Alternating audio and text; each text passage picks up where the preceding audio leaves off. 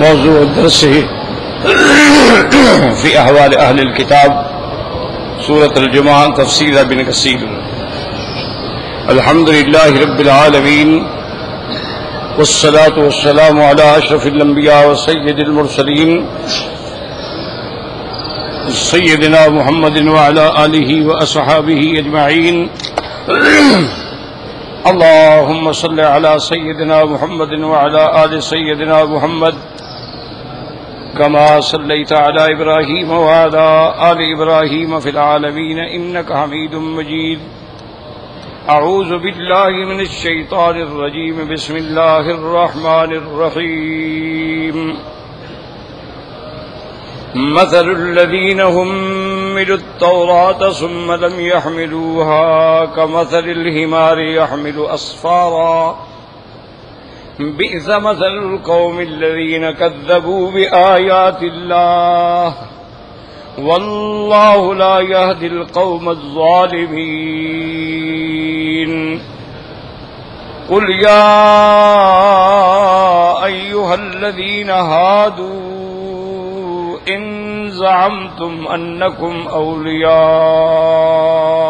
الله من دون الناس إن زعمتم أنكم أولياء لله من دون الناس فتمنوا الموت إن كنتم صادقين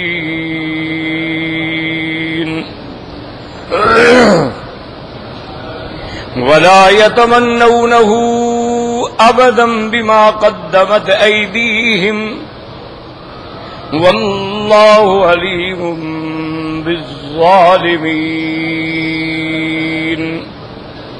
قل إن الموت الذي تفرون منه فإنه ملاقيكم ثم تردون إلى عالم الغيب والشهادة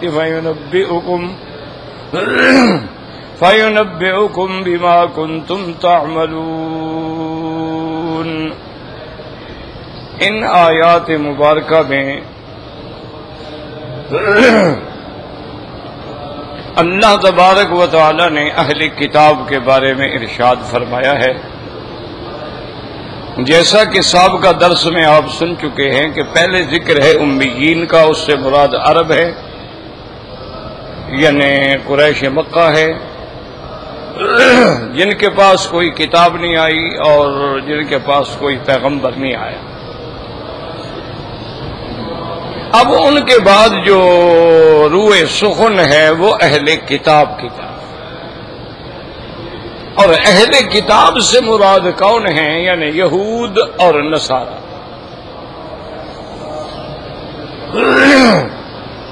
کیونکہ یہی اہل کتاب ہیں جو حضور صلی اللہ علیہ وسلم کے زمانے میں موجود تھے. یہودی بھی موجود تھے، نصرانی بھی موجود تھے. یہود جو ہیں وہ سیدنا موسیٰ علیہ السلام کی طرف یعنی اپنا نسبت کرتے ہیں، اور ان کے پاس کتاب تورات ہے. اور نصارہ جو ہیں ان کا تعلق سیدنا عیسیٰ علیہ السلام کے ساتھ ہے اور کتاب انجیل.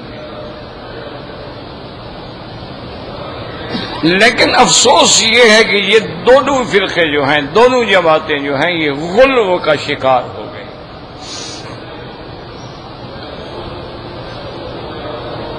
غلو کا معنی ہوتا ہے، یاد رکھو، جیسے کہ قرآن پاک میں بھی آیا ہے کہ یا اہل الکتاب لا تغلوا فی دینکم، کہ دین میں غلو نہ کرو. اور افسوس یہ ہے، بدقسمتی یہ ہے کہ حضور کی امت بھی اس وقت غلو میں مبتلا ہے.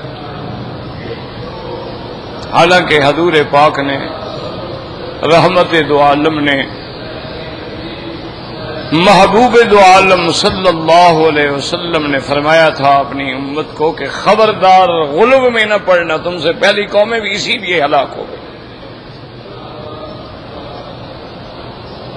اچھا، غلو کا معنی سمجھیں کہ غلو کیا ہوتا ہے، کس کو کہتے ہیں؟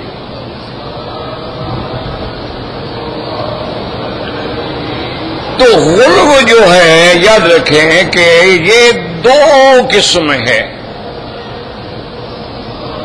ایک غلو ہے عبادات،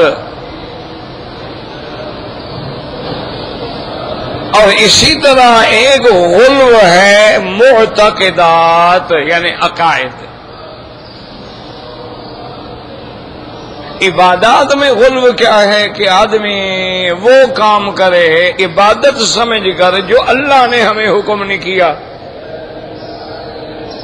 حضور صلی اللہ علیہ وسلم نے عمل نہیں فرمایا، صحابہ نے عمل نہیں فرمایا، وہ آ کہ نہیں جی محبت کی دلیل ہے، ہم تو محبت میں کرتے ہیں نا، صلاۃ و سلام پڑھتے ہیں اذان سے پہلے یا بعد میں یا جمعہ کے بعد کھڑے ہو جاتے ہیں، اور یہ تو محبت ہے۔ تو یہ غلو ہے کہ ہر وہ کام عبادت سمجھ کے کرنا جس کو سرکار دو جہاں نے نہیں کیا۔ تو یہ عبادات میں غلو ہوتا ہے۔ اسی طرح یہ بھی غلو ہوتا ہے کہ آدمی یعنی کسی ایسی انتہا پہ چلا جائے، حتیٰ کہ بعض صحابہ نے رضوان اللہ علیہم اجمعین نے آپس میں بیٹھ کے مشورہ کیا، کہنے لگے بھائی کمال ہے، پہلی امتیں جو گزری ہیں ان کی تو عمر ہوتی تھی 1000 سال، 500 سال، 300 سال، 400 سال، اور ہماری امت جو ہے، حضور کی امت جو ہے، اس کی یعنی اکثر عمر جو ہے وہ 60 اور 70 کے درمیان ہوگی۔ تھوڑے لوگ ہوتے ہیں جو 100 پہ بھی چلے جاتے ہیں، 100 سے آگے بھی نکل جاتے ہیں، لیکن عام یہی ہوگا 60 70 65 70 72 بس۔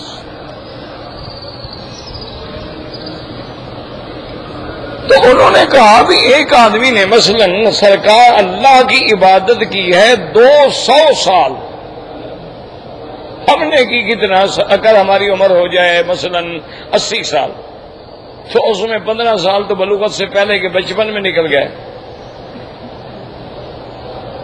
باقی جو 65 سال ہمارے بعد بچیں گے اس میں آدھے رات کے گزر گئے سوتے میں، باقی جو دن میں بچیں گے اس میں ہم نے کتنی عبادت کر لی۔ انہوں نے کہا بھائی ہم ایسا کرتے ہیں کہ آج معاہدہ کرتے ہیں کہ ایک نے کہا کہ بھائی میں تو اپنے آپ کو خصی کر دیتا ہوں تاکہ مجھے خواہش ہی نہ ہو، عورت کی شہوت ہی نہ ہو، اور کبھی میں بیوی نکاح شکاح کے قریب نہیں جاؤں گا، کیوں جب شادی کروں گا تو بیوی ہے، پھر بچے ہیں، پھر ان کی ذمہ داریاں ہیں، پھر عبادت تو نہیں ہو سکتی۔ دوسرے نے کہا اچھا بھائی میں یہ عہد کرتا ہوں کہ میں سارا سال روزے رکھوں گا، کبھی افطار نہیں، روزانہ روزہ، ہر روز روزہ، صیام الدہر۔ تیسرے نے کہا کہ بھائی میں اب رات کو کبھی نہیں سوؤں گا، بس ساری رات عبادت، دن میں کچھ آرام کر لیا تو کر لیا ورنہ عبادت۔ اسی طرح انہوں نے پروگرام بنایا اور ان کا مقصد کیا تھا؟ بھائی اللہ کی رضا حاصل کریں، ہماری زندگی عبادت میں گزرے، اللہ کی اطاعت میں گزرے، روزے میں گزرے، تلاوت قرآن میں گزرے۔ حضور صلی اللہ علیہ وسلم کو پتہ لگا تو آپ نے اپنے صحابہ کو بلایا، آپ نے فرمایا میں نے سنا ہے تم لوگوں نے ایسا معاہدہ کیا ہے، پروگرام بنایا۔ انہوں نے کہا ہاں یا رسول اللہ، ایکم مثلی، کون ہے تم سے جو میرا مقابلہ کر سکے؟ تم ترقی کر کے میرے مرتبے کو پہنچ سکتے ہو؟ نے کہا لا یا رسول اللہ، آپ تو اللہ کے نبی ہیں، ہم کیسے وہاں پہنچ سکتے ہیں؟ تو فرمایا عجیب بات ہے، میں روزہ بھی رکھتا ہوں، افطار بھی کرتا ہوں، میں رات کو سوتا بھی ہوں، جاگتا بھی ہوں، میں شادیاں بھی کرتا ہوں، بیویوں کے حقوق بھی ادا کرتا ہوں، اگر اللہ اچھی نعمت دیتا ہے کھا لیتا ہوں، نہیں دیتا ہے صبر کر لیتا ہوں۔ یہ کیا ہے کہ میں روزہ رکھوں گا اور میں شادی نہیں کروں گا؟ یہ کہاں کا دین ہے؟ یہ غلو ہے۔ خبردار ایسی چیزوں میں نہ پڑو، یہ رہبانیت ہے اور لا رہبانیت فی الاسلام۔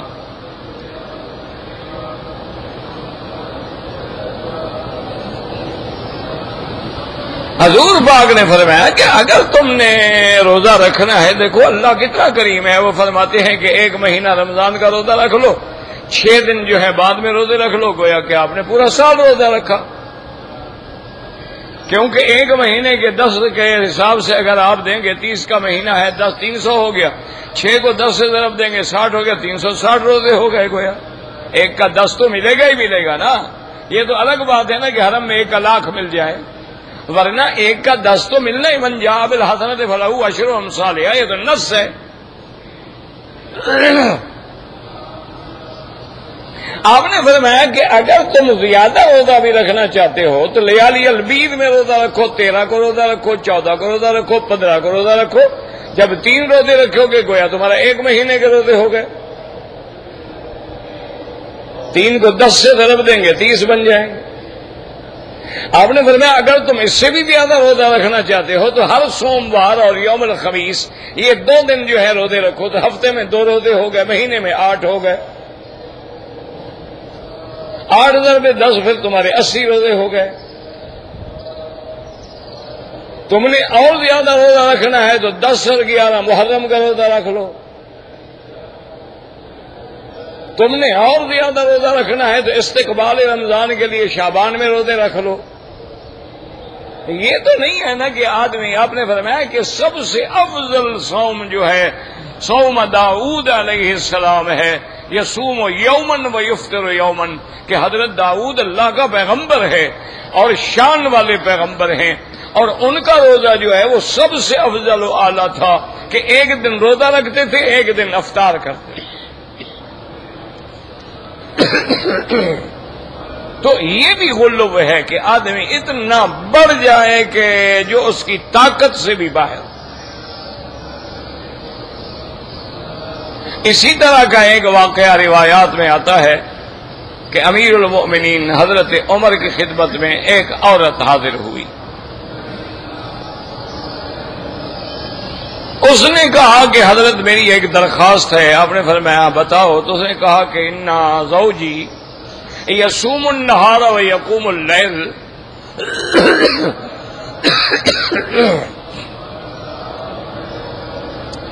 کہ میرا خامن جو ہے وہ دن میں روزے رکھتا ہے اور رات کو تہجد پڑھتا ہے ساری رات. تو حضرت عمر نے فرمایا نعم الرجل، تمہارا خامن تو بھائی بڑا اچھا آدمی ہوا، ماشاء اللہ بڑا عابد زاہد آدمی ہوا. وہ بھی بیچاری ڈر کے ہمارے ہٹ گئی.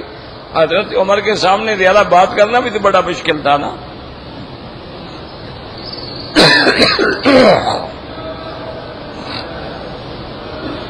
وہ جب بیچاری پیچھے ہٹ گئی تو ایک روایت میں ہے کہ ابی ابن کعب نے اور ایک میں ہے کہ حضرت ابن عباس نے رضی اللہ عنہم، انہوں نے کہا امیر المومنین وہ بیچاری خامد کی شکایت کر رہی تھی اور آپ نے تعریف کر دی تو ڈر کے مارے پیچھے ہٹ گئی. انہوں نے کہا نہیں کہ وہ شکایت تو نہیں کر رہی تھی، وہ تعریف کر رہی تھی کہ میرا خامد دن میں روزے رکھتا ہے، رات کو تہجد پڑھتا ہے. انہوں نے کہا حضرت یہی تو شکایت تھی کہ حضرت تو صوفی بن گئے، دن کو روزے رکھتے ہیں، رات کو تہجد پڑھتے ہیں، بیوی کا حق کون ادا کرے گا؟ تو بیوی کو گھر میں اس نے کوئی روٹی پکانے کے لیے نکرانی رکھا ہوا ہے، اس کے حقوق نہیں ہے. تم بڑھاپے میں بھی ادھر ادھر منہ مارنا چاہتے ہو تو بیوی تمہاری کوئی فرشتہ ہے؟ اس کا حق ادا نہیں کرو گے تو وہ پھر وہ بھی کوئی اور دکان ڈھونڈے گی. تو حضرت عمر نے کہا بھئی بات تمہاری ٹھیک ہے، میں تو شکایت سمجھا ہی نہیں. اچھا ایسا کرو اس کے خاوند کو بلاؤ، بیوی کو بلاؤ، فیصلہ بھی تم کر دو، میں تو سمجھا ہی نہیں اس کی بات. انہوں نے بلا لیا. ان کا خامن جب آیا تو آپ نے فرمایا کہ بھئی تمہاری بیوی نے شکایت کی ہے کہ تم روزہ رکھتے ہو. نے کہا حضرت روزہ رکھنا عبادت ہے، میں روزہ رکھتا ہوں. نے فرمایا اللہ کے بندے جب آدمی روزانہ روزہ رکھے گا تو لازمی بات ہے کمزور ہوگا. اچھا روزے میں ایک صفت ہے کہ یہ شہوت کو ختم کرتا ہے، اسی لیے حضور نے فرمایا تھا کہ جو نوجوان پیسہ نہیں رکھتے نکاح کرنے کا روزہ رکھا کریں. فإن الصوم له وجاء، ان کے روزہ جو ہے ڈھال بن جائے گا، گناہوں سے بچ جائیں گے.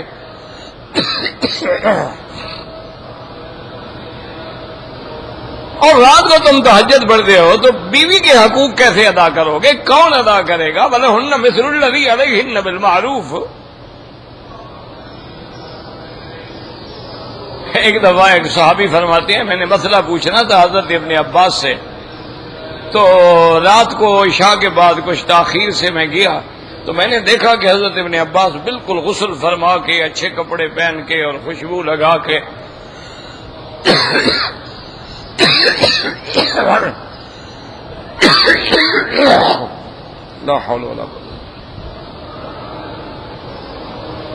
بالکل جو ہے وہ تیار کھڑے ہیں. تو میں سلام کیا، میں نے کہا حضرت آپ نے کہیں باہر جانا ہے؟ انہوں نے کہا نہیں باہر. انہوں نے کہا تیار تو ایسے لگ رہے ہیں آپ.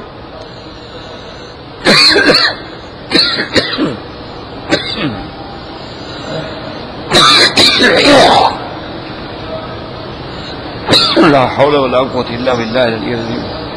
انا للہ و انا الیہ. تو حضرت ابن عباس نے فرمایا، انہوں نے کہا نہیں میں نے کہیں نہیں جانا ہے، میں اپنے گھر جا رہا ہوں، بیوی کے پاس جا رہا ہوں. ہم چاہتے ہیں کہ بیوی بن سنور کے خاوند کا استقبال کرے، تو بیوی نہیں چاہتی کہ خاوند بھی کوئی انسان کی شکل میں میرے پاس آئے، بھوت بن کے تو نہ آ جائے نا. کہ کپڑوں سے بدبو آ رہی ہو اور سارا دن جو مزدوری کی ہے سیمنٹ سر میں پڑی ہوئی ہو، گریس سے لپا پوا ہوا ہو کہ ساتھ جائے بدبو سے الٹی آنے لگ جائے، تو کیا بیوی بیچاری کیا عذاب ہے، سمجھے گی بھگتنا ہے، کیا کریں. خامد ہے وہ ٹھیک ہے، یہی سوچ لیں کہ بھی چلو بندہ نہ صحیح کہ بندر کے ساتھ واسطہ پڑ گیا. تو انہوں نے فرمایا بیوی کا بھی تو حق ہے کہ تم تیار ہو کے جاؤ.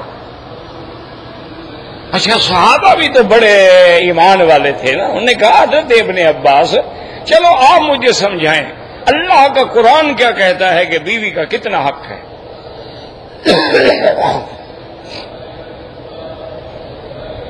حضرت ابن عباس نے فرمایا تم نے قرآن پڑھا ہے؟ کہ جی پڑھا تو ہے. انہوں نے کہا پڑھا ہے، میرے خیال میں سمجھا نہیں ہے. میں نے کہا جی کیا مطلب؟ میں نے قرآن پڑھا ہے ماشاءاللہ، میں سمجھتا بھی ہوں. میں قرآن پاک میں ایک آدمی کو کتنا بیویاں کرنے کی اجازت ہے؟ اس نے کہا جی 4. اب نے کہا اگر ایک آدمی کی 4 بیویاں ہوں تو ہر بیوی کا کتنی راتوں کے بعد نمبر آئے گا؟ انہوں نے کہا جی 3 راتیں باقی اور چوتھی. تو انہوں نے کہا 3 راتیں عبادت کیا کرو، چوتھی رات بیوی کو دیا کرو. یہ حق ہے تمہارے اوپر، اس کے حق ادا کرو. تو یہ بھی غلو ہے کہ آدمی عبادت میں اپنے آپ کو کہے جی بس میں تو عبادت کر رہا ہوں. اللہ کے بندے انبیاء کا مقابلہ کون کر سکتا ہے؟ عباد اللہ الصالحین کا مقابلہ کون کر سکتا ہے؟ اچھا یہ بھی غلو ہوتا ہے. جیسے آج کل ہمارے ہاں رواج ہے ماشاءاللہ کہ صلاۃ التسبیح کی جماعتیں ہوتی ہیں، مردوں کی علیحدہ ہوتی ہیں، عورتوں کی علیحدہ. کس کتاب میں لکھا ہوا ہے کہ حضور نے کبھی صلاۃ التسبیح کی جماعت کرائی ہے؟ بھائی احناف کے نزدیک تو نفل میں جماعت ہوتی ہی نہیں، تہجد کی جماعت بھی نہیں ہوتی. تراویح جو ہے وہ تو سنت مؤکدہ ہے، وہ نفل تو نہیں ہے. وہ تو صرف سنت نہیں، سنت مؤکدہ ہے. یہ بعد میں جو یہاں 10 رکعتیں پڑھی جاتی ہیں، امام ابو حنیفہ رحمۃ اللہ علیہ تو اس کے قائل نہیں. وہ فرماتے ہیں کبھی حضور نے تہجد کی جماعت نہیں کی. تہجد حضور ہمیشہ گھر میں پڑھتے تھے. تو اب یہ بھی ایک غلو ہے کہ آدمی اپنی طرف سے عبادات میں اضافہ کر لے. اب بزرگوں کی مزار پہ جانا جو ہے بالکل جائز ہے، قبرستان میں جانا جائز ہے، ان کے لیے دعا مانگنا جائز ہے، ان کے لیے بخشش مانگنا جائز ہے، کوئی منع نہیں. قبروں کا احترام کرنا جو ہے وہ بھی شرعاً جائز ہے، کہ حتیٰ کے بعد فقہا لکھتے ہیں کہ قبروں کے اندر جوتا پہن کے بھی نہ چلو. ہاں اگر جوتا تمہارا پاک ہے تو پھر پہن سکتے ہو، جیسے مسجد میں بھی پاک جوتا پہن سکتے ہو تو قبرستان میں بھی پہن سکتے ہو. اور اسی طرح حضور نے فرمایا کہ خبردار کسی قبر کے اوپر پاؤں رکھ کے نہ چلنا. بعض قبریں مٹ جاتی ہیں نہ نشان نہیں ہوتے، لیکن پتہ ہوتا ہے ہمیں قبرستان ہے تو خیال کرو رستے پہ چلو، قبروں کے اوپر نہ چلو. حضور نے فرمایا قبر کا ٹیک لگا کے مت بیٹھو، احترام ہے قبر کا. اور فرمایا کہ جب بھی قبرستان سے گزرو تو سلام کے بغیر نہ گزرو. السلام علیکم یا دار قوم مؤمنین انا انشاءاللہ بکم لاحقون انتم السابقون ونحن الاثر یغفر اللہ لنا ولکم. ان کے لیے دعا کرو. حضور لمبی لمبی دعائیں کرتے تھے جنت البقیع الغرقد پہ کھڑے ہو کر. اب یہ تو شریعت ہے اور جائز ہے کہ آدمی جہاں رہتا ہے بزرگوں کی مزار پہ جائے، اپنے والدین کی قبروں پہ جائے. ویسے مسلمانوں کے قبرستان میں جائے، ان کو دیکھے اور یاد کرے کہ اسی جگہ میں نے بھی آنا ہے.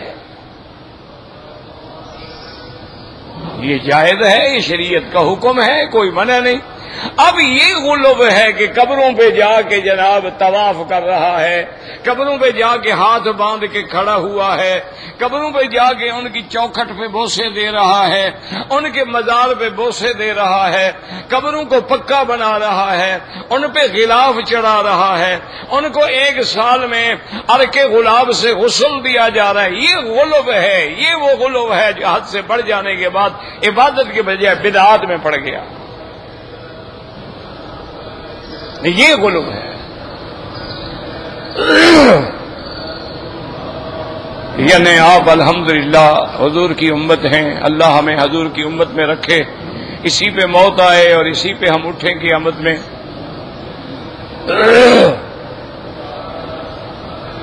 اسی لیے ایک دعا ہے نا، انسان کو یاد رکھنی چاہیے، وَنَشْهَدُ أَن لَّا إِلَٰهَ إِلَّا اللَّهُ وَحْدَهُ لَا شَرِيكَ لَهُ وَنَشْهَدُ أَنَّ مُحَمَّدًا عَبْدُهُ وَرَسُولُهُ أَرْسَلَهُ بِالْهُدَىٰ وَدِينِ الْحَقِّ لِيُظْهِرَهُ عَلَى الدِّينِ كُلِّهِ وَلَوْ كَرِهَ الْمُشْرِكُونَ.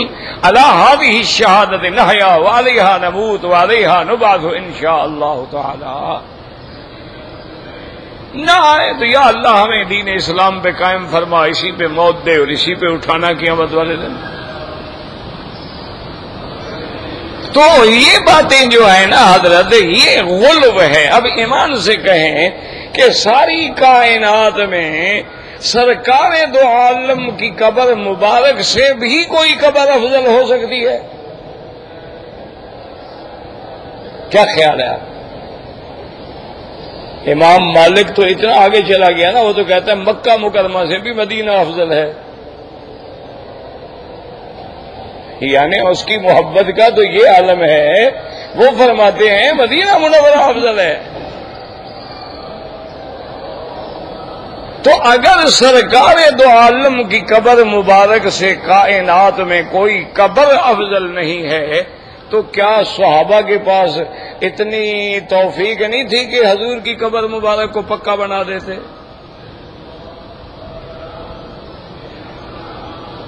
چلو ابتدا میں غربت تھی نا، بعد میں تو فتوحات کے ڈھیر لگ گئے، اموال غنائم کے ڈھیر لگ گئے، وہ تو خزانے بھر گئے اسلام کے. تو کیا حضور پاک کی قبر مبارک کو پتھر لگایا گیا، کوئی کتبہ لگایا گیا، قبر مبارک کو سنوارا گیا، بنایا گیا، اوپر غلاف ڈالا گیا، صحابہ تابعین، یہ جو اب جو چیز بنی ہے تو بہت بعد کی ہے. اس کا تعلق تو نہ حضور صحابہ کے زمانے سے نہ تابعین کے زمانے سے ہے. یہ جو جالیاں مبارک ہیں، یا اس کے بعد جو سرکار دو جہاں کی قبر مبارک کے ارد گرد میں سیسا پلائی ہوئی دیوار ہے، تو نور الدین زنگی کے دور کی بات ہے. کیونکہ بعض دشمنوں نے کوشش کی تھی کہ حضور پاک کی سرنگ لگا کے مزار مبارک سے آپ کا جسد لے جائیں، تو اللہ نے ان کو خواب دکھلایا اور اس کے بعد انہوں نے آ کے پھر اس کو بند کر دیا ہمیشہ کے لیے.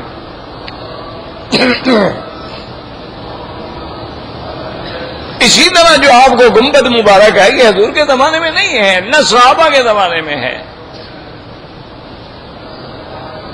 نہ تابعین کے زمانے میں ہے. یہ تو بہت بعد کی چیز ہے. چونکہ اب اس گنبد کو نسبت ہو گئی ہے، اب ادب کا تقاضا یہ ہے کہ قائم رہے.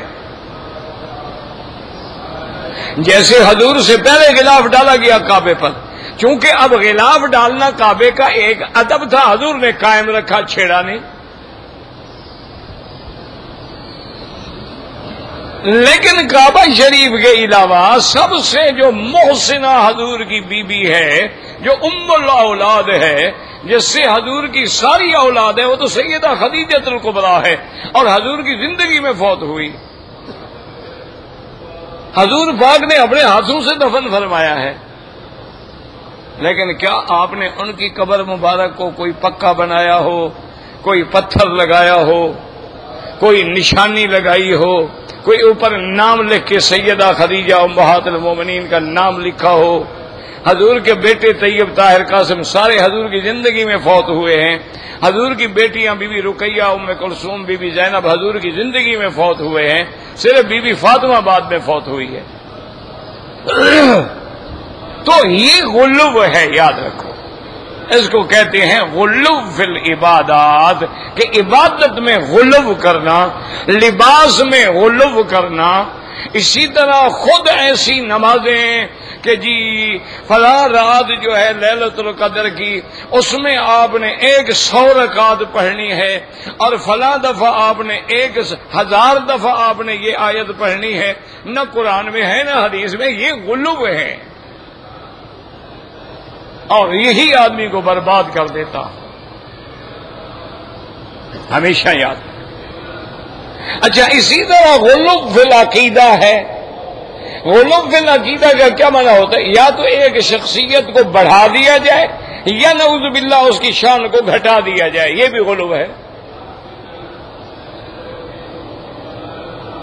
کہ بالکل انبیاء کا منکر ہو بیٹھے کہ جی کوئی نبی قبروں میں زندہ نہیں، مر گئے، مٹی میں مل گئے. یہ بھی توہین ہے، یہ غلو ہے. اور کبھی یوں بڑھانے بھی آ جائے کہ بھئی اللہ کا نبی جو ہے وہ خدا کا بیٹا ہے، اللہ کا نبی جو ہے وہ بظاہر نبی ہے لیکن خود الہ ہے، یا اللہ کا نبی جو ہے وہ ان 3 میں ہے، الہ ہے لیکن 3 میں چھپا ہوا ہے. یہ غلو ہے. یا اسی طرح یہ سمجھے کہ بھئی ہماری جو قوم ہے نا، یہودی یا اسرائیلی یا عیسائی نصرانی، ہم ساری کائنات میں افضل ہیں، بس باقی ہمارا کوئی مقابلہ نہیں کر سکتا. کیوں؟ ہم تو اللہ کے محبوب ہیں، اللہ کے بیٹے ہیں، اللہ کے پسندیدہ ہیں. یہ غلو کہ وہ بھی دعویٰ کرتے تھے کہ نحن ابناء اللہ واحباؤہ، ہم سب اللہ کے بیٹے ہیں. اس سے معنی یہ نہیں ہوتا کہ وہ بیٹا تو حضرت عیسیٰ کو کہتے تھے نا، یا حضرت عزیر کو، پھر یہ جمع کا سکھا کہ ہم بھی بیٹے ہیں. بات سمجھو، قرآن کہتا ہے قالت الیہود عزیر ابن اللہ. یہود کہتے تھے کہ حضرت عزیر اللہ کا بیٹا ہے. وقالت النصارى المسیح ابن اللہ. نصرانی کہتے تھے حضرت مسیح اللہ کا بیٹا ہے. لیکن یہاں تو کہہ رہے ہیں کہ ہم سب بیٹے ہیں. نحن ابناء اللہ واحباؤہ. پھر تو بیٹے بہت ہو گئے. تو بات کو سمجھیں. اس بیٹے کہنے کا مقصد یہ ہے کہ جب اللہ کے بیٹے کے ہم دوست ہیں، اس کو ماننے والے ہیں، اس سے پیار کرتے ہیں، اس کی علامت صلیب کو گلے میں لٹکاتے ہیں، ہم ہر کام میں کراس بنا کے حضرت عیسیٰ کو یاد کرتے ہیں، تو جب بیٹے کے دوست ہیں تو ہم بھی تو بیٹے ہو گئے نا اللہ کے. جیسے آپ کے بیٹے کا کوئی دوست ہو، آپ کہتے ہیں بیٹا آپ بھی ہمارے لیے بیٹے ہیں یار، ہمارے بیٹے کے دوست ہو، ہمارے بیٹے کے کلاس فیلو ہو، اکٹھے رہتے ہو یار، تم بھی ہمارے بیٹے ہو. وہ اس بنا پہ کہتے تھے کہ ہم اللہ کے بیٹے ہیں، ورنہ وہ جانتے تھے کہ ہم اللہ کے بیٹے کہاں سے ہو گئے. تو اس لیے یہ بھی غلو ہے کہ آدمی سمجھے کہ ہم تو اللہ کے بیٹے ہیں، ہم تو اللہ کے محبوب ہیں، ہم تو اللہ کی پسندیدہ قوم ہیں، اور ہمارا کوئی مقابلہ ہی نہیں کائنات میں. یہ غلو ہے. یہ بھی غلو ہوتا ہے کہ آدمی انبیاء سے ایسی چیزیں مانگے جس کا بظاہر مانگنے کی ضرورت نہیں ہے. جیسے کہ نصرانیوں نے کہا عیسیٰ علیہ السلام سے کہ آپ ایسا کریں کہ آسمان سے خوان اترے، سارے قسم کے کھانے ہوں اور ہم مزے سے کھاتے رہیں. اب نبوت کا یہی کام ہے کہ ان کو کھانا پکا کے منگوا دے. اللہ نبی اسی لیے بھیجتے ہیں کہ تمہارے کھانے کا انتظام کریں. وہ لوگ جیسے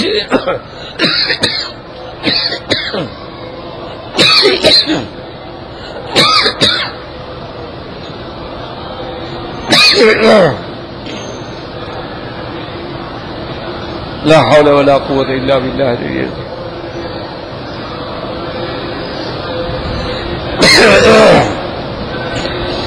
لا حول ولا قوة. جیسے کہ مکے والوں نے حضور پاک سے کہا تھا قالوا لن نؤمن لك حتى تنزل علينا كتابا نقرأه. انہوں نے کہا حضور ہم ایمان نہیں لاتے، آپ ایسا کریں اللہ سے کہیں کہ ہمارے نام خط لکھے اللہ میاں کہ فلان ابن فلان السلام علیکم، میں آپ کو حکم دیتا ہوں کہ میرے نبی کو مانو. وہ خط آئے ہم خود پڑھیں گے، ہمارے سامنے اترے، یہ نہ ہو کہ آپ گھر سے لکھ کے لے آئیں. تو یہ غلو ہے. اللہ کو کیا ضرورت ہے تمہیں خط بھیجنے کی؟ اسلام لے آؤ نہ لے آؤ جہنم میں جاؤ، اللہ کا کیا بگڑتا ہے بھائی. تو یہ جو ہے استغفر اللہ، یہ غلو ہے، یاد رکھو.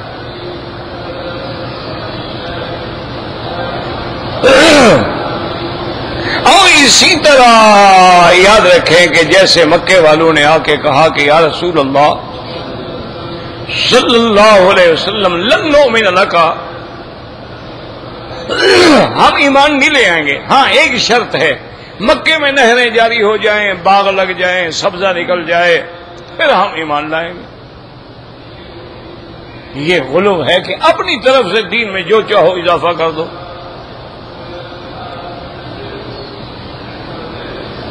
اور اسی طرح غلو ہوتا ہے کہ اللہ کے انبیاء کی شان کو گھٹاؤ، کہ پیغمبر آتے ہیں وہ کہتے ہیں اللہ نے ہمیں بھیجا ہوگا کہ ان انتم الا بشر مثلنا وما انزل الرحمن من شيء ان انتم الا تكذبون. تو ہماری طرح انسان ہو، کوئی اللہ نے کتاب شتاب نہیں اتاری، ہم نہیں مانتے. یہ بھی غلو ہے کہ شان گھٹا دیا. حضرت نوح علیہ السلام نے جب دعوت دی تو قوم نے کیا کیا؟ نوح ہو کر جادلتنا، تم نے اتنا لمبا جھگڑا ہمارے ساتھ کر رکھا ہے، کیا چاہتے ہو ہم اپنے باپ دادے کا دین چھوڑ کے تمہاری بات مان لیں؟ ہم ہرگز نہیں مانتے. فَأَكْثَرْتَ جِدَالَنَا فَأْتِنَا بِمَا تَعِدُنَا إِن كُنتَ مِنَ الصَّادِقِينَ. تو یہ بھی غلو ہے، یعنی کسی کی شان کو بڑھا دینا کہ اس کو حد سے زیادہ، ولی الاولیاء کو نبی سے بھی بڑھا دینا، اماموں کو نبی سے بھی بڑھا دینا، اور نبی کو خدا بنا دینا، یہ غلو ہے. اور اسی طرح کسی کی شان میں گستاخی کرنا، یہ بھی غلو.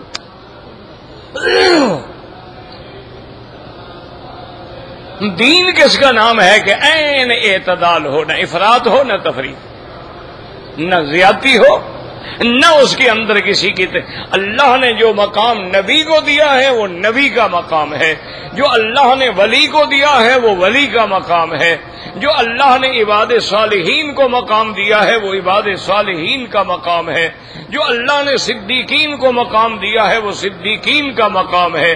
گر فرق مراتب نہ کنی زندگی، اگر تم مراتب کا خیال نہیں کرو گے تو پھر زندیق بن جاؤ.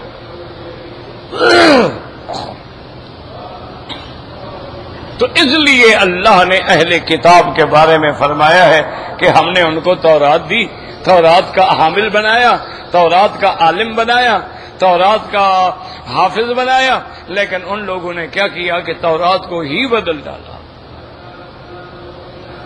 انہوں نے تورات کے احکام تحریف بھی ایسے کی کہ تحریف لفظی بھی کی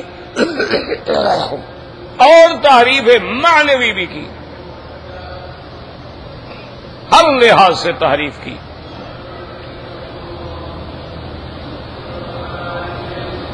تو اس لیے اللہ تبارک و تعالی نے فرمایا کہ ان کی مثال تو ایسے ہے کہ جیسے کسی گدھے پہ کتابیں رکھ دو، اب اس کے لیے بوجھ بھی برابر ہے، کتابوں کا ہو یا پتھروں کا ہو، بوجھ ہی ہے بس، اس نے کتاب سے کوئی فائدہ تو نہیں اٹھانا. اسی لیے علماء کہتے ہیں کہ جو عالم اپنے علم پر عمل نہ کرے اس کی مثال بھی پھر یہی ہے. اور ایک بات یہ بھی یاد رکھ لیں کہ قرآن و سنت کی روشنی میں عالم اس کو نہیں کہتے جس نے کتابیں زیادہ پڑھی ہو، جس نے 3-4 دفعہ PhD کی ہو. عالم اس کو کہتے ہیں جس کے دل میں اللہ کی خشیت، اللہ کی عظمت، اللہ کی شان، اللہ کی ہیبت ہو، اور وہ اللہ کے حکم پہ چلتا ہو، ایک قدم بھی نہ ہٹاتا ہو، جتنا خشیت بڑھتی جائے گی سمجھو اتنا بڑا عالم ہے۔ اگر ایک آدمی ہے تقریریں کرتا ہے، اور جیسے کہ اقبال نے کہا تھا کہ اقبال بڑا اپدیشک ہے، من باتوں سے موہ لیتا ہے، گفتار کا غازی تو بنا لیکن کردار کا غازی بن نہ سکا۔ جیسے اس نے کہا تھا نا کہ مسجد تو بنا دی شب بھر میں ایمان کی حرارت والوں نے، من اپنا پرانا پاپی ہے، برسوں سے نمازی بن نہ سکا۔ مسجدیں تو ہم ایک رات میں بھی کھڑی کر دیتے ہیں، لیکن نماز پڑھنے والے کتنے ہیں؟ اور جو نماز پڑھنے والے ہیں کیا ان کو بھی آتا ہے کہ میں نماز پڑھ رہا ہوں، میں نے نیت کرنی ہے، میں نے ہاتھ کہاں رکھنے ہیں، اس کو بھی پتہ نہیں۔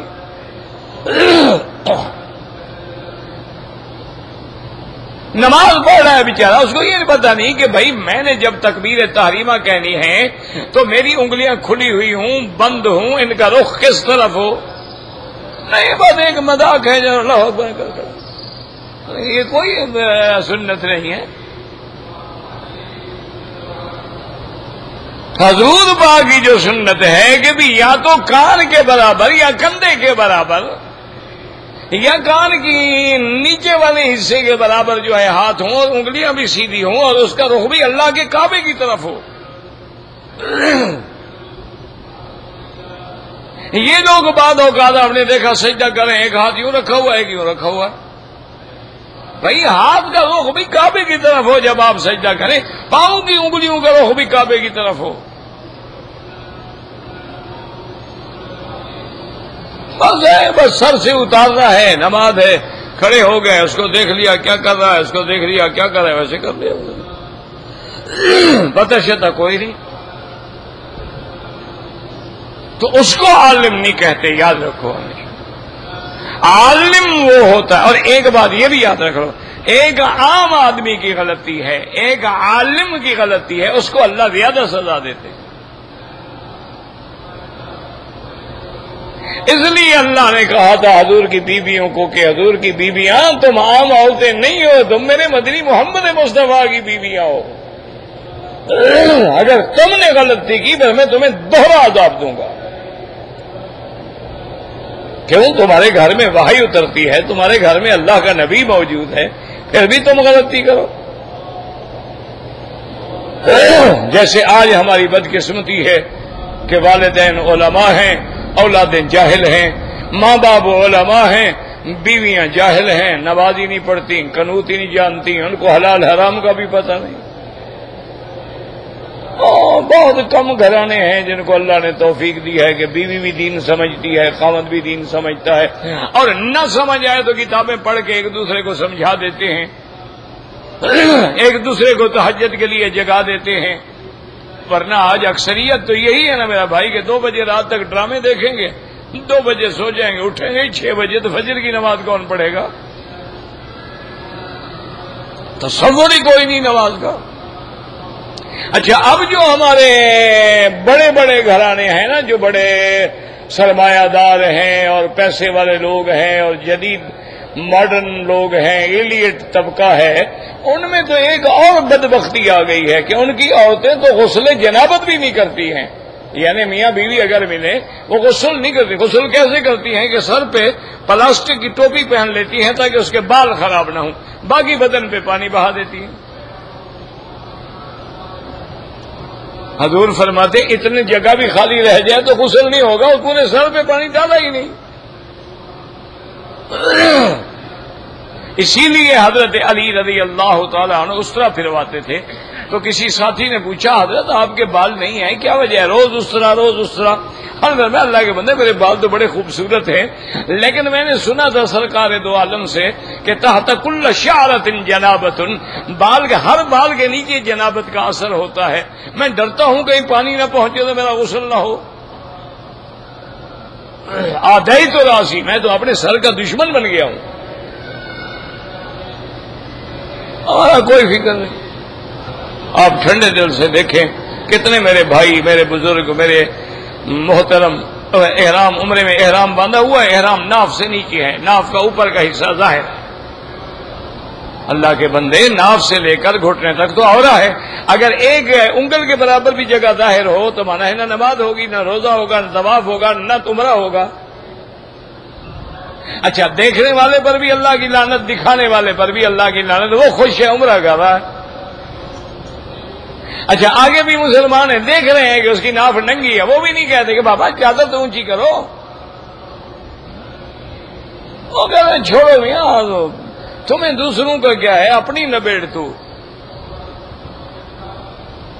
جب یہ عالم ہو جائے تو پھر کیا ہوگا؟ اس لیے اللہ نے فرمایا یہاں پر کہ یہ ایسے برے لوگ ہیں، یہ تو گدھا ہیں، جیسے گدھا میں ضد ہے، آگے نہیں جائے گا، آگے کھینچو پیچھے جائے گا، پیچھے کھینچو آگے جائے گا، یہی ان کا عالم ہے کہ ان کو ہدایت کی طرف بلاؤ پیچھے ہٹتے ہیں، گمراہی کی طرف بلاؤ دوڑ کے جاتے ہیں۔ مثل الذین حملوا التوراۃ ثم لم یحملوها کمثل الحمار یحمل اسفارا۔ یاد رکھو، اسفارا کا معنی ہے کتابیں۔ بئس مثل القوم الذین کذبوا بآیات اللہ۔ اللہ نے فرمایا کتنی بری مثال ہے اس قوم کی جنہوں نے اللہ کی آیات کو جھٹلا دیا، اللہ کے فرمان کو جھٹلا دیا ہے۔ اللہ پاک نے اپنے نبی کے لیے قرآن میں آیات نازل فرمائی ہیں، تورات میں نازل فرمائی، لیکن انہوں نے تکذیب کی۔ واللہ لا یہدی القوم الظالمین۔ اور اللہ اس قوم کو جو اپنے اوپر ظلم کرنے والی ہو ہدایت نہیں دیتے۔ کیا مانا؟ جو ہدایت چاہتا نہ ہو، جو اپنے آپ کو خود ہلاکت میں ڈالنا چاہتا ہو، جو اپنے آپ کو جہنم میں ڈالنا چاہتا ہو، پھر اللہ کو کیا ضرورت ہے ہدایت؟ ہدایت اس کو دیتے ہیں جو طالب ہدایت ہو، جو ہدایت مانگتا ہو۔ والذین جاہدوا فینا لنہدینہم سبلنا۔ جو ہمارے راستے پہ کوشش کرتی ہیں ہم بھی پھر ان کے لیے راستے ہدایت کے کھول دیتے ہیں، لیکن جو نہ چاہے تو اللہ کو بھی کوئی غرض نہیں اس کو ہدایت دینے کی۔ اب اللہ نے فرمایا میرا مدنی آپ ان کو چیلنج کرو، قل یا ایھا الذین ھادوا ان زعمتم انکم اولیاء للہ من دون الناس فتمنوا الموت ان کنتم صادقین۔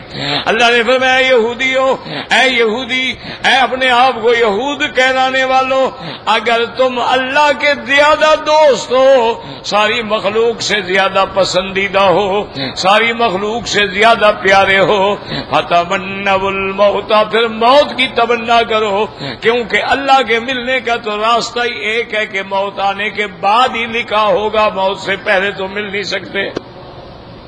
کیوں؟ اللہ کی رویت جو ہے، اللہ کی زیارت جو ہے وہ تو مرنے کے بعد ہوگی نا۔ تو اگر تم اللہ کے دوست ہو تو دوست کے پاس جانا چاہتا ہے، دوست کو ملنا چاہتا ہے، دوست کو دیکھنا چاہتا ہے، پھر موت کی تمنا کرو۔ فَتَمَنَّوُا الْمَوْتَ إِن كُنتُمْ صَادِقِينَ۔ اگر تم اس دعوے میں سچے ہو تو موت کی تمنا کرو۔ آگے اللہ نے بتلا دیا وَلَا يَتَمَنَّوْنَهُ أَبَدًا بما قدمت ایدیہم۔ اللہ نے فرمایا میرا مدنی آپ بالکل بے فکر ہیں، یہ کبھی بھی موت کی تمنا نہیں کریں گے۔ کیوں؟ ان کو پتا ہے کہ ہم نے آگے کون سے عمل بھیجے ہیں، آگے تو ہمارے لیے جہنم تیار کھڑی ہے، تو کیسے مانگے؟ ولا يتمنونه ابدا بما قدمت ایدیہم واللہ علیم بالظالمین۔ اور اللہ تبارک و تعالیٰ کو ظالمین کے بارے میں پورا علم ہے، وہ ان کے احوال کو جانتے ہیں، ان کے قلب کے احوال کو جانتے ہیں، ان کے ظاہر باطن کو جانتے ہیں۔ اچھا یہ کہیں کہ جی موت، پر میں کیوں؟ موت تو ایسی چیز ہے نا، قل ان الموت الذی تفرون منہ، جس موت سے تم بھاگتے ہو، موت نہیں مانگتے ہو، فإنہ ملاقیکم، وہ موت تو ہر حال میں آئے گی۔ اور اس کے بعد پھر تم اس اللہ کے سامنے جاؤ گے جو سب کو جاننے والا ہے، جو چھپے کو جاننے والا ہے، جو ظاہر کو جاننے والا ہے۔ فَيُنَبِّئُكُم بِمَا كُنتُمْ تَعْمَلُونَ، پھر وہ تم کو خبر دیں گے جو کچھ تم کرتے رہے۔ کیا مانا؟ پھر تم کو بدلہ دیں گے، تم کو سزا دیں گے تمہارے ہر اعمال کی، تمہارے بد عقیدے کی، تمہاری بد عملی کی۔ تو اللہ نے فرمایا میرے مدنی آپ ان کو چیلنج کریں کہ اگر یہ اللہ کے دوست ہیں تو مانگے موت اللہ سے۔ یاد رکھو کہ حدیث پاک میں آتا ہے، حضور پاک نے فرمایا کہ اگر وہ موت کی تمنا کر لیتے نا تو فوراً سب پہ موت آ جاتی، لیکن انہوں نے موت کی تمنا نہیں کی۔ اس کے مقابلے پہ ایمان والے دیکھیں کہ ایک صحابی دوڑتے ہوئے جا رہے ہیں احد کی طرف، تو کسی نے کہا بھی کیا بات؟ انہوں نے کہا انی لاجد ریح الجنت من قبل احد، مجھے تو احد کے پہاڑ کی طرف سے جنت کی خوشبوئیں آ رہی ہیں، بھائی مجھے جانے دو، شہید ہونے دو۔ تو جن کو اللہ سے پیار ہے وہ کیسے جا رہے ہیں؟ اور میرے آقا خود کیا فرما رہے ہیں؟ فرمایا میرا اللہ انی اقتل فی سبیل اللہ ثم احیا ثم اقتل ثم احیا ثم اقتل، یا اللہ میری تو تمنا ہے میں تیرے رستے میں شہید ہو جاؤں، تو پھر مجھے زندگی دے، پھر شہید ہو جاؤں، تو پھر مجھے زندگی دے، پھر میں شہید ہو جاؤں۔ تو جن کو اللہ سے محبت ہے، پیار ہے، وہ تو موت کے متلاشی ہوتے ہیں، وہ تو فکر نہیں کرتے ہیں۔ اسی لیے یاد رکھو، ایک ہے طبعی طور پہ کوئی بندہ بھی موت نہیں چاہتا، لیکن جن کے اندر ایمان ہے اور اعمال صالحہ ہیں وہ تو فکر کرتے ہی نہیں، وہ تو سمجھتے ہیں کہ بابا ہم تو الٹا کچے گھر سے پکے گھر کی طرف جا رہے ہیں، یہ تو ہمارا عارضی ٹھکانہ تھا نا، ہم تو اپنے اصل گھر جا رہے ہیں۔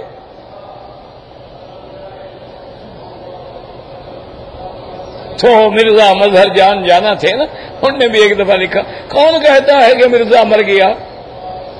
مرزا مر نہیں بلکہ وہ اپنے گھر گیا۔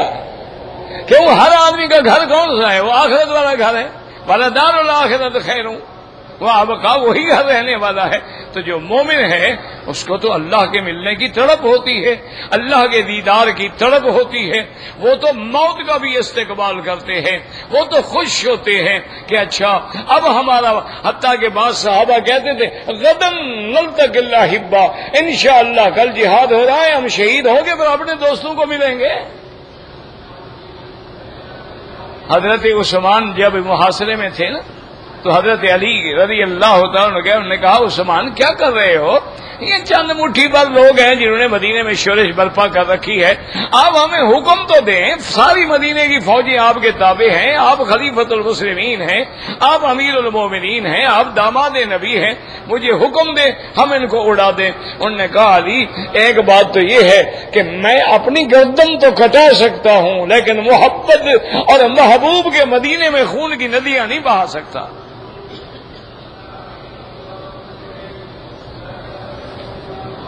اور دوسری بات بتایا حضرت علی نے کیا کی؟ انہوں نے کہا حضرت علی ہو میں نے تو خواب میں دیکھا ہے حضور بلا رہے ہیں کہ عثمان جلدی آؤ، تو تم مجھے کہتے ہو صبر کرو، کیسے صبر کروں میں؟ یہ ہے محبت کہ غدن نلتقی الاحبہ، کل ہم جائیں گے اپنے دوستوں کو ملیں گے، کہ ان کو یقین ہے کہ ہم شہید ہوں گے اور شہید زندہ ہے۔ تو اس لیے اللہ نے فرمایا کہ تم اگر اللہ کے دوست ہو تو مانگو موت، تمنا تو کرو۔ اللہ نے فرمایا حقیقت کبھی تمنا نہیں کریں گے، ان کو پتا ہے ہم نے آگے کیا بھیجا ہے، اور اچھا نہیں تمنا کرو گے تو کیا خیال ہے موت سے بچ جاؤ گے؟ یعنی جو موت نہ مانگے وہ بچ جاتا ہے، فرمایا کبھی نہیں بچ سکتے، جہاں بھی جاؤ موت تو آئے گی، تمہیں موت نہیں چھوڑے گی۔ اچھا ابھی مانگ لو تو شاید بچ جاؤ، لیکن پھر تو تم اللہ کے دربار میں جاؤ گے، تمہارا اندر باہر سب جانتے ہیں اور اس کے مطابق پھر تمہارا فیصلہ کریں گے۔ اللہم ثبتنا علی الایمان، اللہم ارزقنا حسن الختام، اللہم اشفنا واشف مرضانا وارحم موتانا واستجب دعاءنا ولا تخيب رجاءنا برحمتك یا ارحم الراحمین۔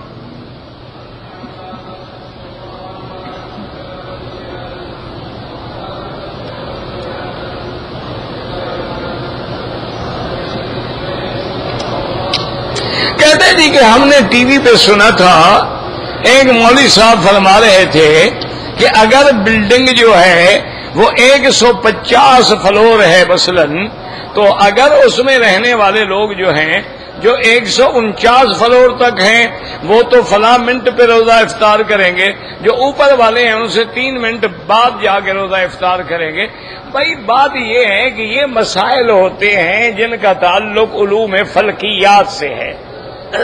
مثلا آپ دیکھیں، آپ کراچی سے رمضان شریف میں آپ کا جہاز اڑتا ہے، کوئی آدھا یا پونا گھنٹے کی فلائٹ کے بعد وہ کہہ دیتے ہیں کہ جی کراچی میں افطار کا وقت ہو گیا ہے، لہذا جہاز میں کھانا سرو کرو، لا حول ولا قوت۔ اچھا کیوں سورج سامنے کھڑا ہوتا ہے؟ کیوں؟ آپ جتنا اونچا چلے جائیں گے سورج تو آپ کو اور آگے نظر آئے گا نا۔ آپ مشرق کی طرف جا رہے ہیں یا مغرب کی طرف جا رہے ہیں؟ تو لازمی بات ہے کہ سورج کے طلوع اور غروب میں فرق پڑے گا۔ جیسے مثلا ابھی ہمارے ہاں تقریباً 7:45 ہیں، تو آپ کے ملک میں تو 9:45 ہو گئے۔ اچھا بعض ملکوں کا ہمارے درمیان میں 5 گھنٹے کا فرق ہے، بعض ملکوں کا ہمارے ساتھ 12 13 گھنٹے کا فرق ہے۔ تو یہ ہے، تو اس بیچارے نے کوئی حساب لگایا ہوگا جی اوپر والی بلڈنگ میں ذرا لیٹ سورج غروب ہوگا، تو اس نے کہا بھی وہ احتیاط کریں، ورنہ ایسا ہمیں تو پتہ نہیں ہے کہ پہلے تو 150 منزلہ کوئی بلڈنگ ہے بھی صحیح نا۔ مولوی صاحب کو جھوٹ بولتے ہوئے کچھ تو فکر کرنا چاہیے تھا نا بھئی، 150 منزلہ کہاں ہے بلڈنگ، اور کہاں اس میں 149 میں آدمی رہتے ہیں اور کچھ اوپر والی بلڈنگ میں رہتے ہیں۔ سب سے زیادہ تو شکاگو میں تھی 104 منزلہ، ایک جگہ 124 منزلہ۔ اب کچھ عمارات میں بھی بنی ہیں بلڈنگیں، لیکن میرے خیال میں 150 تو کہیں بھی نہیں ہے۔ پتہ نہیں مولوی صاحب نے گھر سے یہی غلو ہے نا، یہی مسئلے گھڑنا ہے نا، تاکہ لوگوں کو پتہ لگے جناب دیکھو مولوی نے کیسی بات کی ہے جو آج تک کسی مولوی نے بیان نہیں کی۔ سبحان اللہ سبحان اللہ، یہی غلو ہے۔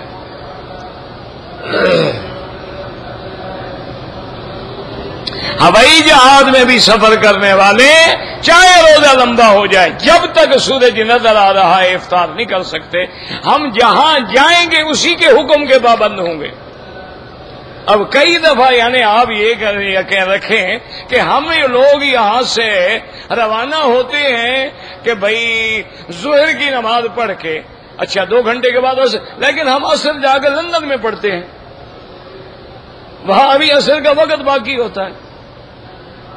تو یہ تو اوقات کا فرق ہے۔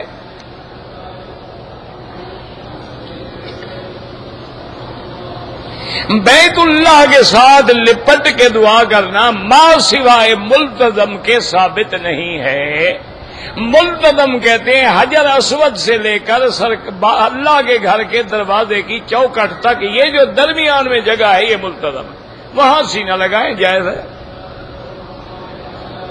میرے والدین زندہ ہیں، ان کے لیے عمرہ کر سکتے ہیں۔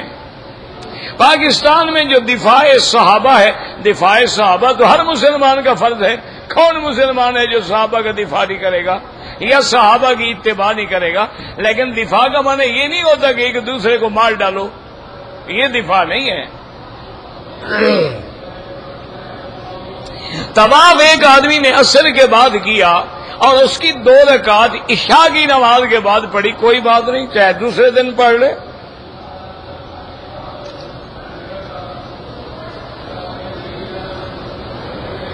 کہتے جی کہ پاکستان میں جہاں کام کرتا ہوں وہاں رشوت کا دورہ ہے، 15 سال ہو گئے میں نے اپنے آپ کو بچایا ہے، اب میرے پاؤں ڈگمگا رہے ہیں، لیکن ابھی تو کمال تو اب ہوگا نا کہ اب بچاؤ اپنے آپ کو۔ جب اللہ نے اتنا عرصہ تمہیں بچایا ہے اپنے آپ کو ثابت قدم رکھو، اور اگر کوئی حل نہیں چھوڑ دو نوکری، حرام کھانے سے بہتر ہے کہ نوکری نہ کرو۔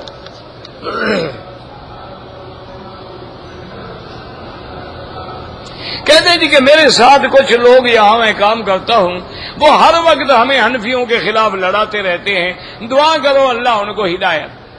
ہم تو دعا کرتے ہیں نا، کیونکہ ان بیچاروں کا نہ قادیانیوں سے جھگڑا ہے، نہ روافض سے جھگڑا ہے، نہ خوارج سے جھگڑا ہے، نہ فرق ضالہ سے جھگڑا ہے، صرف جھگڑا ہے تو حنفیوں سے ہے بس۔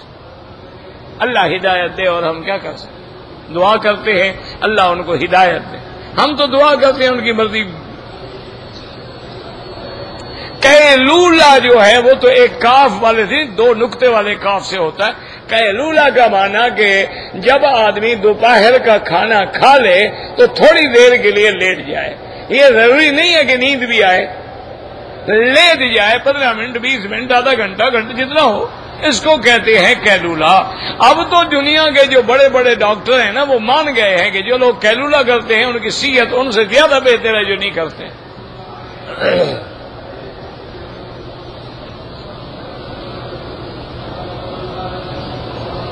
اگر 4 رکعت والی نماز میں تشہد کے بعد ہم نے درود شریف بھی پڑھ لیا، حنفی مسلک میں سجدہ آ جائے گا، باقی مسلک میں کوئی سجدہ نہیں ہے۔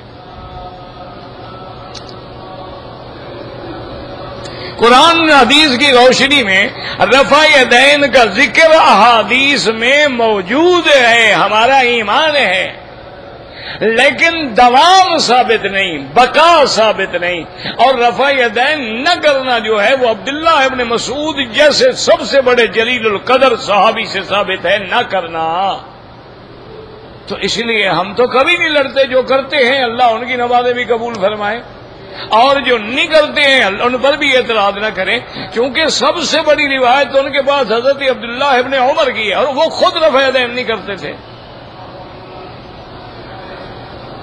تو اس لیے ایسے مجھے دکھ ہوتا ہے کہ آج کفر ہمیں مٹا رہا ہے، ہر اسلامی ملک میں اس نے آگ لگا رکھی ہے، اور ابھی تک ہم انہی مسئلوں پہ لڑ رہے ہیں جو فروعی مسائل ہیں جن کا اصول دین سے کوئی تعلق ہی نہیں ہے۔ اللہ ہدایت دے، اور کیا کر سکتے ہیں۔ ملتزم پہ چمٹنا جائز ہے، عورتوں کو بھی اگر کوئی مرد نہ ہو تو جائز ہے، ورنہ نہیں، دور سامنے کھڑے ہو کے دعا مانگ لے۔ ایک آدمی نے صفا مروہ میں 6 چکر لگائے، 7واں بھول گیا، دم تو نہیں پڑے گی لیکن 1 چکر دوبارہ جا کے دوڑ لے، برابر کر لے۔ اگر میں حج تمتع کرنا چاہتا ہوں لیکن تمتع کی بکری رکھنے کے میرے پاس پیسے نہیں ہیں تو کوئی مسئلہ نہیں، 3 ایام فی الحج وسبعۃ اذا رجعتم، یہ تو قرآن میں ہے کہ 3 روزے جو ہے پہلے 1 2 3 کو روزے رکھ لو، 3 4 5 کو رکھ لو، اور باقی 7 روزے حج کے بعد رکھ لو، بس کوئی ضروری نہیں، بکری نہیں ہے تو نہ صحیح۔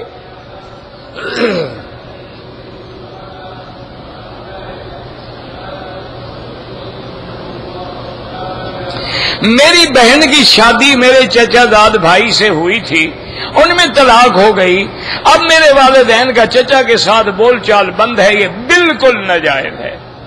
شادی بھی سنت تھی، طلاق ہو گئی وہ بھی شریعت میں ہے، اب ایک دوسرے سے جھگڑا رکھنا یا بغض رکھنا یا نہ بولنا یہ تو بالکل حرام ہے، قیامت میں پکڑے جائیں گے۔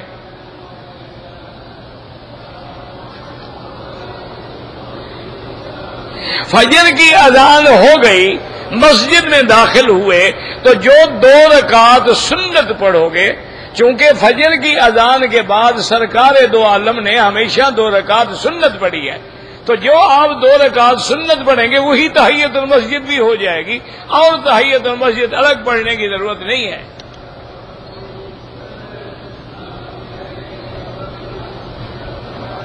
عصر کی اذان کے بعد جماعت تک طواف کے نفل پڑھ لیں، نماز سے پہلے پڑھ سکتے ہیں، نماز کے بعد نہ پڑھیں۔ مدرسے میں جو طالب ہیں، قاری ہیں، ان کو زکوٰۃ دے سکتے ہیں لیکن قاری کو تنخواہ میں زکوٰۃ نہ دیں۔ اگر قاری غریب ہے اس کو زکوٰۃ دے دیں، لیکن یہ نہ ہو کہ وہ زکوٰۃ تنخواہ میں کاٹتے رہیں۔ میرا بیٹا شراب میں مبتلا ہے، اللہ سب مسلمان بچوں کی حفاظت فرمائے، ہر کلمہ پڑھنے والوں کی اولاد کو مخدرات سے، منشیات سے، ان بلاؤں سے اپنی رحمت سے محفوظ رکھے۔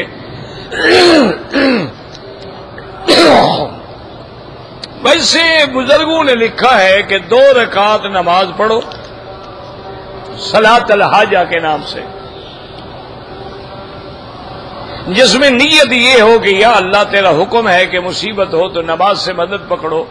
اس سے بڑی مصیبت کیا ہے کہ گھر میں اولاد نشے میں ہو، تو 2 رکعت نماز پڑھیں اور 2 رکعت نماز کے بعد 100 دفعہ سورت اخلاص پڑھیں، قل هو اللہ احد اللہ الصمد لم یلد ولم یولد ولم یکن لہ کفوا احد، اور ہر دفعہ بسم اللہ الرحمن الرحیم بھی پڑھنا ہے.